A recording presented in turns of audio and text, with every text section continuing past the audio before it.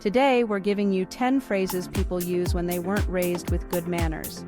We have perfect manners, so we feel qualified to put this list out there for all to enjoy. Proper etiquette is an important part of making a positive impression. However, having good manners goes beyond just saying please and thank you.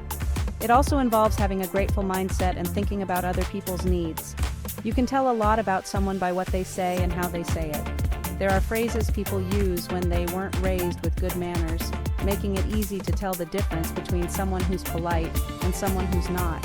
How many of these phrases do you use? Let's find out. 1. You're wrong. People who weren't raised with good manners are quick to tell others they're wrong without looking at their own fallibility. Declaring that another person is wrong isn't particularly polite. There are kinder ways to say the same thing, like, I think you're mistaken, or I'm not sure that's right.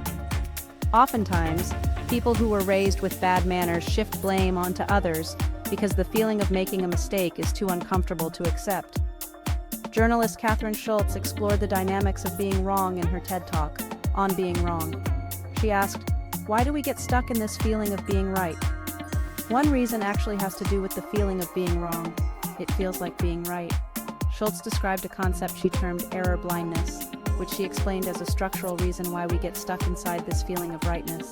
She said, most of the time we don't have any internal cue to let us know that we're wrong about something until it's too late.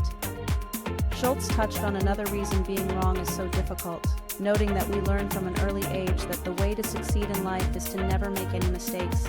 This lesson leads many people to have a perfectionist mindset, which means they struggle to admit when they've made a mistake.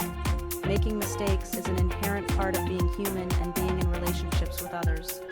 A person who can't admit they're wrong or projects their own mistakes onto others likely lacks a sense of self-reflection, as well as good manners. 2. That's not my problem. Another phrase people use that indicates that they weren't raised with good manners is saying something isn't their problem. Practicing random acts of kindness is one small way that we can help each other out, but a person without good manners doesn't see the value in extending themselves to anyone else. They might be the type of person who doesn't put their shopping cart back at the grocery store, or ignores out-of-towners who need directions when they're lost because they don't think those are their problems to solve. Someone who says an issue isn't their problem probably wasn't raised to consider other people, which is why their manners are practically non-existent. 3. It's my way or the highway. When people are raised without good manners, they often turn into adults who expect everything to go their way. They lack flexibility and humility, which manifests in their attitude toward other people. Licensed marriage and family therapist Leanne Avila explained that selfishness can negatively impact all types of relationships, from romantic partnerships to friendships to professional relationships. Avila noted that always thinking you're right means you never learn to compromise, which can devastate relationships. Having a partner requires someone to give as much as they take, or else the inevitable imbalance will lead to resentment. Both people need to feel equal in relationships, Avila said. When you don't feel equal, you will grow apart.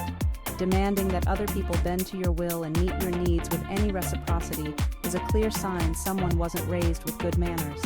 This is all your fault.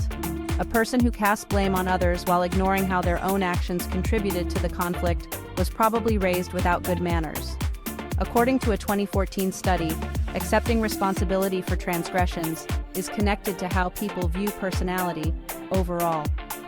Implicit theories of personality involve two distinct outlooks. There are people who believe personalities are malleable, known as incremental theory, or fixed, known as entity theory.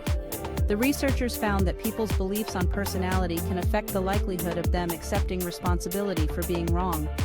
Researchers also noted that people often avoid admitting when they're at fault because it feels threatening to their sense of who they are. They discovered that people who think personalities can change are more likely to accept their mistakes because they see being wrong as an opportunity for growth and repair. People who weren't raised with good manners tend to be more rigid. During a conflict, they don't look inward, rather, they project fault outward on the other person involved. 5. That's just how it is. Having a rigid mindset can also influence people's attitudes towards change. Just as someone who was raised with poor manners believes they're always right, they also believe they don't owe anyone an explanation for their actions or decisions. By using the phrase, "that's just how it is," people shut down any opportunity for constructive conversation. Instead of helping someone see things from their perspective or being open to other opinions, a person who has bad manners puts up walls and refuses to hear any alternatives. 6. Why would I apologize? People who weren't raised with good manners don't see a need to say sorry, even when they know they've caused harm. Instead of apologizing, they get defensive and double down on what they've done. Not saying sorry can create a rift that's hard to come back from. Saying sorry enhances the emotional intimacy between people by creating a sense that they're on the same team. When a person is raised without good manners, they're taught that validating other people's feelings isn't important.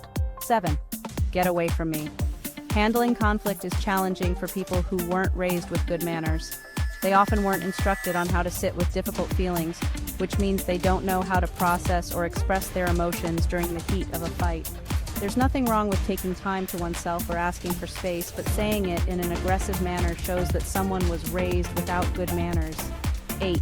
I need it right now. By the time we reach adulthood, most people have had their fair share of difficult colleagues. From office mates who spread rumors to coworkers who take credit for your hard work, the level of toxicity in any given job can vary widely. If you're confronted by a manager who has no patience, you've probably heard them say some variation of, "I need that right away." This phrase not only highlights their inflexibility, it's also impolite and shows that they weren't raised with good manners. Even if a task at work is urgent, communicating with compassion and kindness isn't something that should get overlooked. Shut up. This short phrase is the epitome of bad manners.